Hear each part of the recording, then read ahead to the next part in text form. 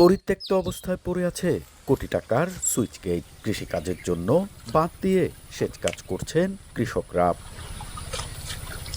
বান্দরবান সদর উপজেলার রেইসা গোয়ালিয়াখোলা এলাকায় সেচ সুবিধার জন্য টেকসই ক্ষুদ্রাকার পানি সম্পদ প্রকল্পের আওতায় ২০২৪ সালে স্থানীয় সরকার প্রকৌশল অধিদপ্তরের অর্থায়নে নির্মাণ করা হয় ৪টি আধুনিক সুইচ গেট, যার মাধ্যমে শুষ্ক মৌসুমে কৃষকেরা সেচ সুবিধা পাওয়ার কথা থাকলেও খালটিতে পানি প্রবাহ না থাকায় সুইচ গেটের মাধ্যমে পানি সংরক্ষণ করা সম্ভব হচ্ছে না। এর ফলে কোটি টাকায় নির্মিত সুইচ গেটগুলো কাজে আসছে না। জমি চাষে পুরনো পদ্ধতিতে বাঁধ দিয়ে সেচ কাজ করছেন কৃষকেরা।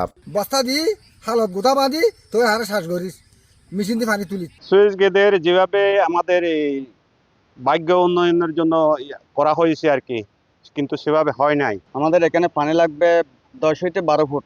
এখানে ওই সুইচ গেটের মধ্যে দিয়েছে নাকি 1 মিটার নাকি 1 ফুট। সুইচ গেট করার পর খালগুলো যে শুকিয়ে আছে, আমরা মনে করি এই ভবিষ্যতে হয়তো আমরা উপকার পাবো না।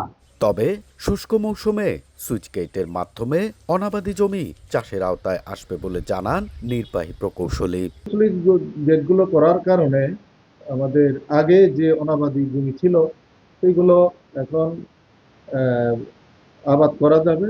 এলজিইডির তথ্য মতে 4,17,00,000 টাকা ব্যয়ে সুইচগেট নির্মাণের প্রকল্পটি বাস্তবায়ন করে জয়েন্ট ভেঞ্চারে নূর সিন্ডিকেট ও traders. N A Zakir, Somoy Sangbad, Bandarban.